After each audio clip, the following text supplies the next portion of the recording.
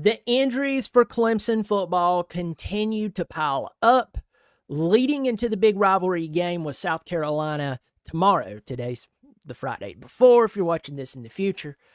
But Trent Howard, the offensive lineman for Clemson, a few days ago, he had a season-ending injury.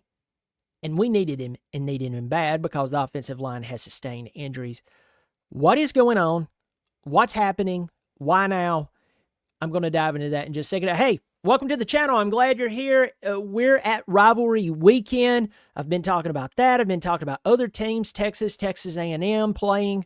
We have Georgia Tech playing. Believe it or not, Georgia Tech could beat Georgia, and Georgia's still in the SEC championship, could definitely get into the, they'd be a favorite to get into the playoff.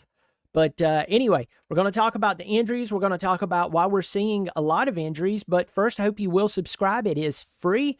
So just want to throw this out there. I've seen a lot of people have been watching, or I saw this in my analytics. A lot of people are consistently watching me, but you haven't subscribed. It would if you really like what I'm doing, I hope you will subscribe. It does help my channel, and it is free. So if you like what I'm doing, I hope you'll do that. Let's dive in.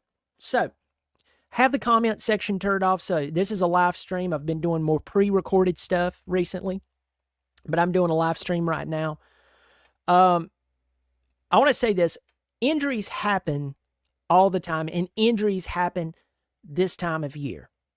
You're at the end of the season. You have offensive line players. You have defensive line players get injured. Why? Because that's the trenches. You just can't put anyone out there in the trenches.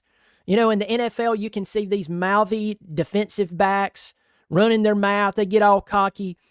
They get manhandled in the trenches. I mean, they get slapped like a loudmouth kid in the trenches. It's not for the faint of heart. Not anyone can do it. So injuries happen. The problem is that Clemson, with their offensive line, was already kind of behind the eight ball.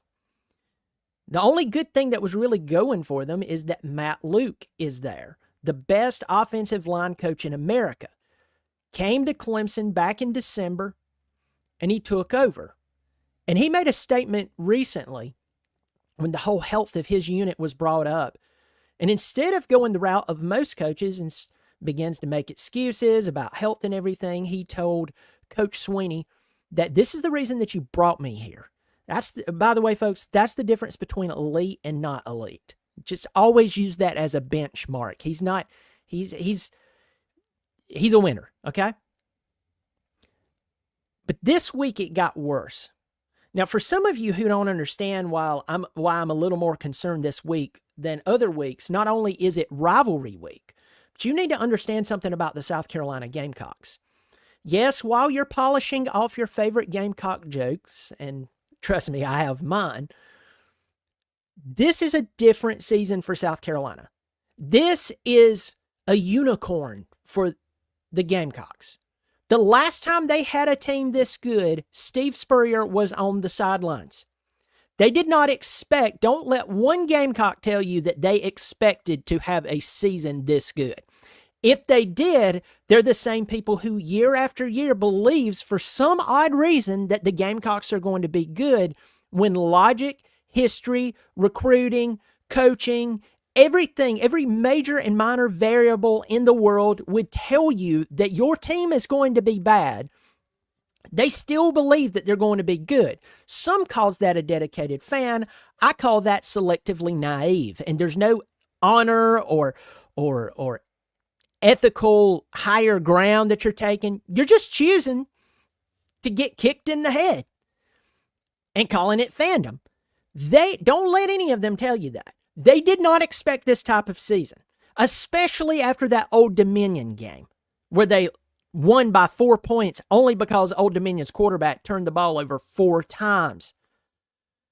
But they got better. And this defensive line that's coming into Clemson this week is the third rated team in the country who has sacked the quarterback more than anybody. They're ranked number 3. They have 39 sacks coming into this game. So Forgive me if I'm looking at this game going, oh crap, when I hear Trent Howard got hurt. You need to understand something. Clemson's offensive line was a point of contention for quite a while. And we were giving, and I told you, give Matt Luke time. It's going to take him some time to rewire, retrain, reprogram the reaction time of this unit. I've told you that. No matter how good he is, you have to give him time. And now injuries are hitting us worse than ever. So yes, injuries are hitting everyone this time of the year, but the problem is it's hitting Clemson in a place that it can't hit them. Definitely can't hit them this weekend. Also, every year now, we're seeing more and more people in skill positions, in major positions, be injured at Clemson. It's consistently happening. And you're not a good fan if you're not asking why. I'm talking about beyond injuries that happen. Why is it Clemson can't stay healthy at certain positions?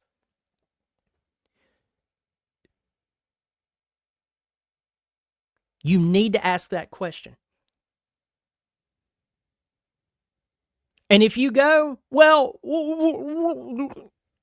and your tongue's getting fat on you, and you're thinking up of every excuse in the world, you need to ask yourself, why are you so dedicated to taking up why there's consistent injuries for the Clemson Tigers? What is it? So I don't know what the deal is. I don't know what the deal is, but you need to ask why Clemson, at certain positions, they're seeing more injuries than not. Again, the trenches is a world on its own, but I am telling you, we're just seeing injury after injury there. We have wide receivers who can't stay healthy. It's a miracle that Cade has not been put in traction yet.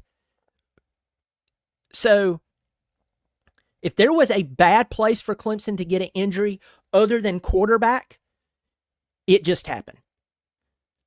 It just happened because you're going up against the best defensive line you've played all year. Statistically speaking, yes. Georgia in team sacks, Georgia's not in the top 10. Georgia, are they even in the top 50? Am I overlooking them? Georgia's tied at number 30. So if you thought you had problems with Georgia, you're really going to have problems with South Carolina. Pittsburgh, you saw Pittsburgh gave Clemson fits. Pittsburgh's ranked number 4. South Carolina's ranked in front of them. And South Carolina, I'm not fanboying here, but I do look at who you play. One of the ways that you can figure out if a team is good, ask yourself, who did they play? How did they play them? And what was the outcome of when they played them?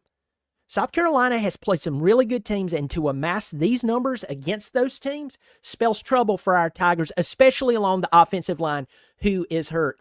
Folks, we're not in a good place on the offensive line. And that is their strength, is the defensive line. So, unless you want Cade to get hurt, unless you want Phil Phil has perfect teeth. Unless you want him missing teeth, he gets them knocked down his butthole. Down his throat to his butthole. His butthole has a full set of teeth because he got hit so hard. Unless that's what you want, you should be very concerned right now. I'm going to get to the comments section. Justin Parrott, howdy. Trent Howard is out with injury. He's the 10th person to be out. Tiger Fan 24 is not worried at all. Injuries happen. It's all good. I hope you're being sarcastic, my friend. Let me see. 10 players injured is too many. Luke, a great coach. You're right, 100%. He's fantastic. He's the man. He is the man. He's definitely the man.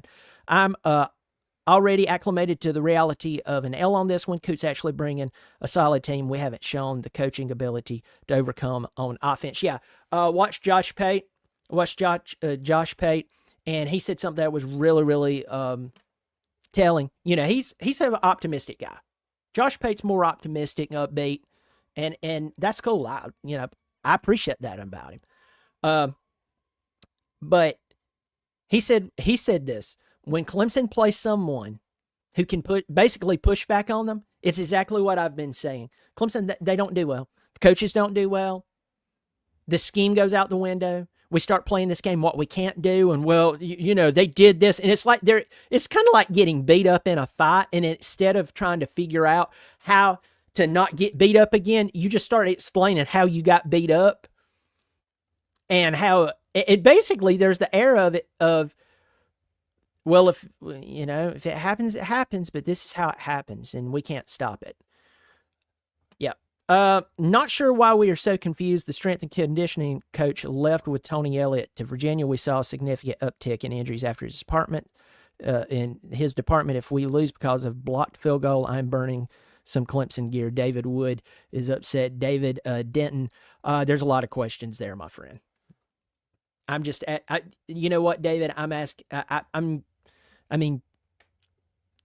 appreciate you making that comment.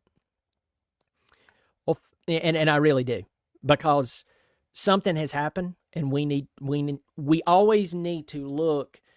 And I'm trying to challenge all my Clemson brethren.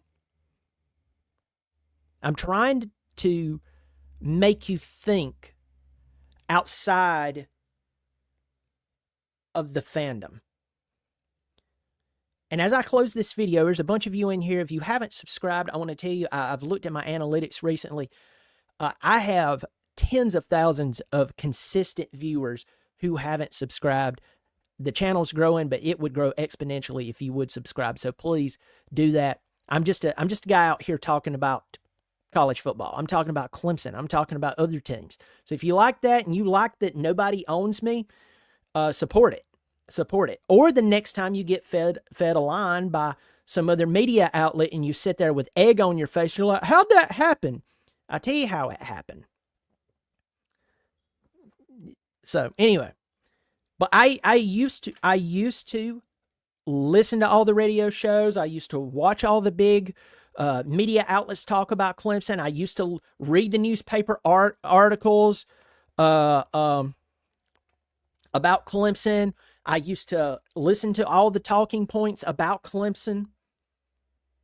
And if there was any criticism, it was there, but it was posed in a way that, oh, we can overcome this. It's no big deal. And I would buy into it, and then I would end up with looking like an idiot because I had bought in, and I was fed the lie that if I don't go along with it, I'm a bad fan. Well, I stopped doing that because I got sick and tired of being looking stupid. And what happened, what I ended up finding out was you have to pay attention to all the variables. You have to pay attention to who's coaching at every position. You have to pay attention to recruiting. You have to pay attention to the scheme. You have to pay attention to the adjustment. You have to pay attention to the strength of your conference. When you're playing someone who has 3 losses coming in, but they've been to really good football teams and the game went down to the wire, that means something. Even though you may be undefeated or have 1 loss, you're playing a team that lost to 3 good football teams but almost beat them. That means they're probably going to play their brains out against you, and you could lose. And guess what? I started noticing those trends. I started noticing that when I paid attention to what I wasn't supposed to pay attention to, that I could call ball games. Here's the problem, though. I could predict the ball games, by the way. That's what I mean by that. I could start to have an idea about how a season would end up. When I started to look and say, well, hold on, have we changed the scheme? No, we haven't changed the scheme. Well, what did that scheme do last year? Oh, well, last year it struggled, but there was always that thing of, but we need better players. You get better players. The scheme didn't work. We're still losing games. You would still lose when you play big teams. So what I did, I started paying attention to it, and I started predicting more and more accurately. I messed up on the Texas-Georgia game this year. Made a major party foul when I overlooked who Texas hadn't played all season.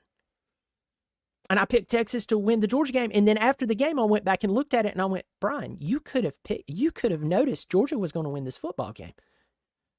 But you got caught up in the bull crap. Shame on you. You know better.